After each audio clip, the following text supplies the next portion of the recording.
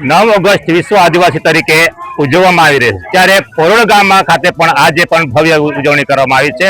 આદિવાસી સમાજના વિસ્તારના સાગબારા તાલુકા કે અક્કલકુવા કે મહારાષ્ટ્રના કે પછી કુકરમુંડા તાલુકાના પણ તમામ આદિવાસી અગ્રણીઓ આજે અહીં પરોળ ખાતે આજે ઉપસ્થિત રહ્યા હતા અને આજે મોટી સંખ્યામાં આદિવાસી સમાજની જે અસ્તિત્વ છે તેના વિષય પર વિશેષ ચર્ચા કરવામાં આવી છે। આજે આપણે વાત કરીશું વિશેષ ચર્ચા આપણી સાથે આ વિસ્તારના સામાજિક આગેવાન તરીકે સાહેબ છે, એમની સાથે આપણે સીધી વાત કરીશું।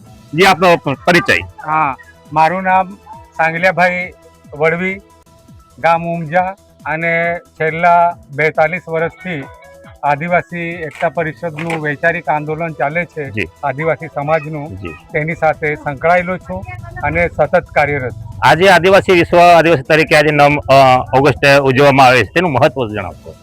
તો અત્યારે જો આપણા આદિવાસી સમાજના વિસ્તારની અનેક સમસ્યાઓ છે, પણ આદિવાસી અસ્તિત્વ માટે જે વાત છે જે આપણે કરી શકીએ, આપણો સમાજ ધીમે ધીમે એકબીજાથી વિખૂટો પડી રહેલો છે અને એની પછાડીનું મૂળ કારણ છે કે ધર્મ, પંથ અને રાજકારણ।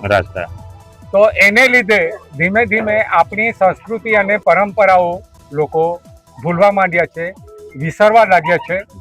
એ સમયે અમને સમજાયું અને આપણા લોકોને એક જગ્યાએ કઈ રીતે બેસાડીએ તેના માટે, અને ખાસ કરીને યુવા જે વર્ગ છે એમાં જે આપણી જે વૈચારિક દ્રષ્ટિકોણ છે અને રચનાત્મક દ્રષ્ટિકોણ જેને કહેવામાં આવે, એ આપણે યુવામાં કઈ રીતે પહોંચાડીએ એના માટે અમે શરૂઆતમાં અમારા ગામથી આદિવાસી યહામોગી પરિવાર યુવાનો માટે ચાલુ કર્યું।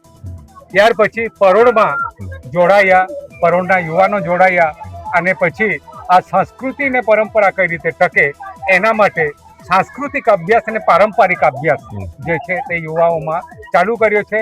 અને યુવાઓ જે રચનાત્મક દ્રષ્ટિકોણ યુવાઓમાં આવે અને સમાજની જે સ્વરોજગારી છે, સમાજનું જે સ્વાવલંબન છે, ખાસ કરીને આપણા જળ અને જંગલ અને જમીન, આ 3 વસ્તુ એ આપણી સંપત્તિ છે। તો આપણે એને કઈ રીતે બચાવીએ, અને એમાં અત્યારે જે રોજગારીની સમસ્યા ઉપલબ્ધ થઈ રહેલી છે, તો આપણી જમીનમાંથી જમીનનો ઉપયોગ કરીને આ યુવાઓ કઈ રીતે રોજીરોટી મેળવે એના માટે જે આંબાના ઝાડ છે, પછી મૌના ઝાડ છે, ફળફળાદી છે, એ બધું આપણા ખેતરના છેડે અને ખેતરમાં લગાવીએ અને એમાંથી આપણે રોજગારી ઊભી કરીએ, એ દિશામાં અમે યુવાનોને દિશા અત્યારે આપી રહેલા છે। હાલમાં તમે જે કાર્યક્રમ કરી રહ્યા છો તેમાં કેટલું તમને પ્રોત્સાહન મળી રહ્યું છે? તો આમ જોઈએ તો સમાજ બહુ મોટી વસ્તુ છે અને સામાજિક કાર્ય જેને કહેવામાં આવે છે, સામાજિક કાર્યમાં કોઈ દિવસ હરીફાઈ નહીં કરાય ને તો આપણે પતી જઈએ।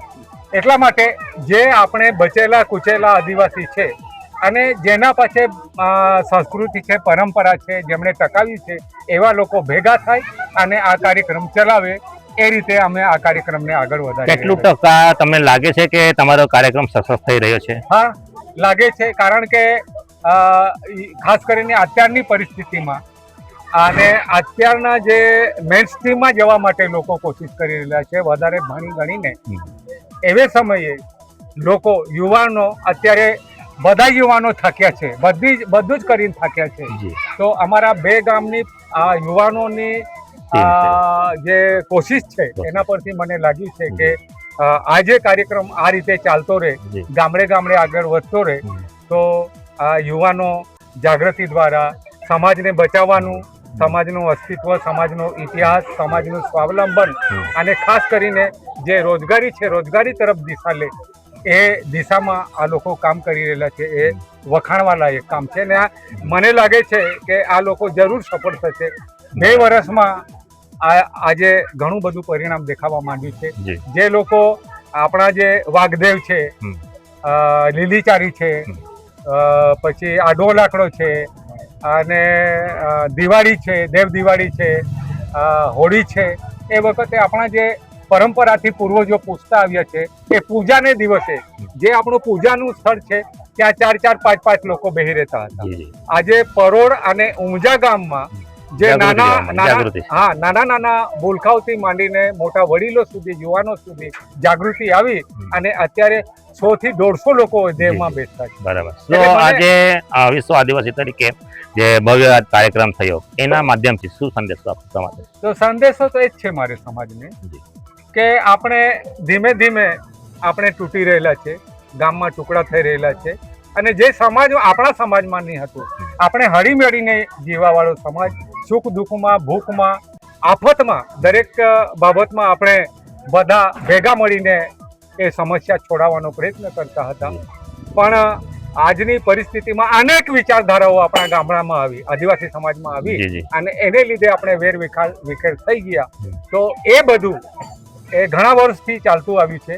તો એ બધું જો આપણે આ રીતે ધીમે ધીમે ચલાવીશું, લોકોની સમજમાં આવશે તો પાછો સમાજ એકઠો થશે અને સંગઠિત થશે એવું અમને સમજાઈ રહ્યું છે. એક લીટીમાં યુવા પેઢીને શું સંદેશો છે? યુવા પેઢીને બસ એટલો સંદેશો કે આજે આપણું ભણતર વધી રહેલું છે. આપણા ગામમાં એક ગ્રેજ્યુએટ હતો તો આજે 10 ગ્રેજ્યુએટ છે. બરાબર. આપણે ગામડે ગામડે ભણતર વધ્યું છે ને હજારો ને લાખોની સંખ્યામાં આપણે ભણેલા ગણેલા થઈ ગયેલા છે. તો સમાજને દિશા આપવા માટે જે ભણેલા ગણેલા વર્ગ છે એ લોકોની જવાબદારી છે. જી, જી.